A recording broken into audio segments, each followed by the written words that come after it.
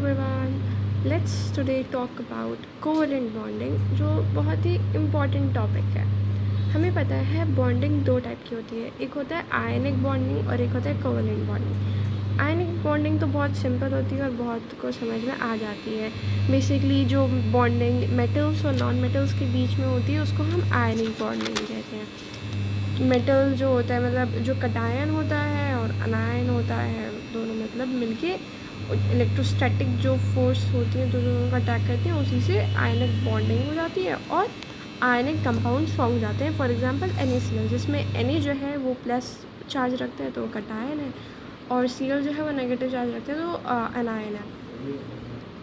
सो अब बात आती है कोवेलेंट बॉन्डिंग। तो कोवेलेंट बॉन्डिंग में इलेक्ट्रॉन्स शेयर होते हैं, लूज़ या गेन नहीं होता है। जैसे फॉर एग्जांपल मेरे पास CO2 है, थोड़ा सा ज़्यादा दूर हो, जैसे मेरे पास एग्जांपल CO2 है, ठीक है।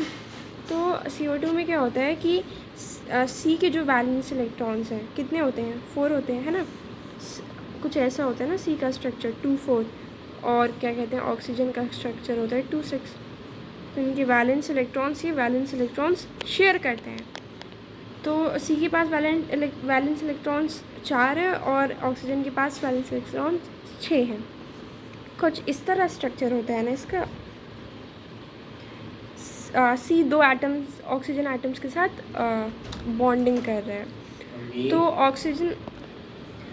ऑक्सीजन के पास जैसे यहाँ पे 6 है, इस वाले के पास 6 है, इस वाले के पास 6 है और इसके 4 हैं, ठीक है। तो ऑक्सीजन जो होता है वो कार्बन से कंपैरेटिवली ज़्यादा इलेक्ट्रोनेगेटिव होता है।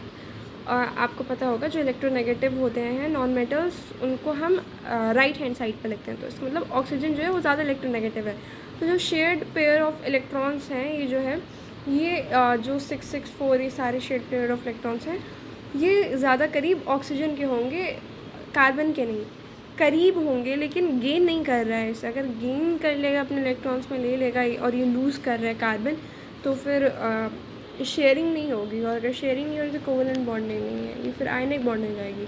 और आयनिक बॉन्डिंग इसमें नहीं होता है। आयनिक बॉन्डिंग मेटल्स और नॉन मेटल्स के बीच में ही होता है। तो ये दोनों नॉन मेटल्स हैं एज वी ऑल नो। तो इसमें क्या होगा कि ये जो इलेक्ट्रोनेगेटिविटी ऑक्सीजन की ज़्यादा है, तो दो इधर आ जाएंगे, दो इधर आ जाएंगे, इसके 4 इसके करीब ज़्यादा आ जाएंगे। तो इसका 8 का पेयर हो रहा है ना, 6 + 2 8 हो गया, इसका भी ऑक्टेट हो गया 6 + 2। हालांकि इसने ऑक्टेट नहीं करा है, पर ऐसा शेयरिंग करके उसे लगता है कि हाँ ऑक्टेट बन रहा है, और एक स्लाइट चार्ज भी आ जाता है 2- का, क्योंकि इसके पास ज़्यादा करीब है, और इसके पास एक स्लाइट चार्ज आ जाता है 4+ का। इसको हम ऑक्सीडेशन नंबर भी कहते हैं। मतलब ड्यूरिंग दिस बॉन्डिंग जो स्लाइट चार्ज आते हैं एलिमेंट्स के ऊपर, उसको हम ऑक्सीडेशन नंबर कहते हैं, ठीक है। और एक और कन्फ्यूजन रहती है कि क्या ऑक्सीडेशन नंबर और वैलेंसी सेम होती है। जहाँ हमें यहाँ पे दिख रही है कि हाँ इस जगह पे इस एग्जांपल में तो है ऑक्सीजन का 2- ही होता है और कार्बन का 4+ ही होता है। अच्छा, एक बात याद रखना, कभी भी 3 इलेक्ट्रॉन से ज़्यादा कोई एलिमेंट लूज़ नहीं कर सकता। जैसे कार्बन है, अब उसके पास 4 हैं और वैलेंस इलेक्ट्रॉन्स, तो या तो वो 4 लूज़ करेगा या तो वो 4 गेन करेगा। खैर वो तो वैसे शेयरिंग करता है, लेकिन कोई भी एलिमेंट 3 से ज़्यादा इलेक्ट्रॉन्स कभी लूज़ नहीं कर सकता, क्योंकि इलेक्ट्रॉन्स लूज़ करने के लिए हमें वैलेंस इलेक्ट्रॉन्स को एनर्जी देनी होती है, और बहुत 3 इलेक्ट्रॉन से ज़्यादा लूज़ कराने के लिए एनर्जी की रिक्वायरमेंट ज़्यादा होगी, ठीक है। तो इसलिए नहीं कर सकता। और ये बात भी सबको क्लियर होगी कि इलेक्ट्रॉन्स जो होते हैं वो शेल्स में रिवॉल्व करते हैं, और हर एक शेल की जो एनर्जी लेवल होती है, जो हर एक शेल एक फ़िक्स्ड अमाउंट ऑफ एनर्जी रखता है और एक फ़िक्स रेडियस होता है। जो शेल सबसे ज़्यादा करीब होता है न्यूक्लियस के, उसके पास मिनिमम एनर्जी होती है। जो सबसे ज़्यादा दूर होता है उसके पास मैक्सिमम एनर्जी होती है। अगर कोई शेल हायर एनर्जी शेल से लोअर एनर्जी शेल में चला जाए तो एनर्जी रिलीज़ होती है, और अगर कोई शेल लोअर एनर्जी लेवल में है और वो कुछ एनर्जी गेन कर रहा है तो लोअर एनर्जी शेल से हाई एनर्जी शेल में चला जाता है, ठीक है। ये बात क्लियर हो गई। नाउ लेट्स टॉक अबाउट, बहुत बच्चों को ये रहता है कि वैलेंसी और ऑक्सीडेशन नंबर में कोई डिफरेंस है या फिर दोनों सेम है। बहुत डिफरेंस है। जैसे अगर मैं बात करूँ, जैसे मैं कहूँ Cl2, ये भी एक तुम्हारी कोवेलेंट बॉन्डिंग ही होती है, इसमें भी होता है ना। Cl2 में 2 Cl के एटम्स हैं, तो Cl Cl इसका एक होता है, इसका एक होता है ना।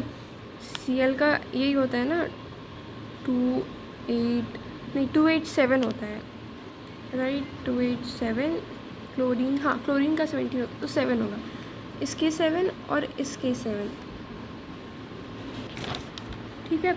तो इसमें क्या होता है कि इसमें एक इलेक्ट्रॉन शेयर हो रहा होता है, ठीक है। बेसिकली मतलब जैसे ये 7 है, ये 7 है, तो इसका एक मतलब क्या कहते हैं, एक इलेक्ट्रॉन जो है वो ये मान लेता है, तो फिर इसको 8 लगते हैं अपना, इसका ऑक्टेट लग रहा होता है।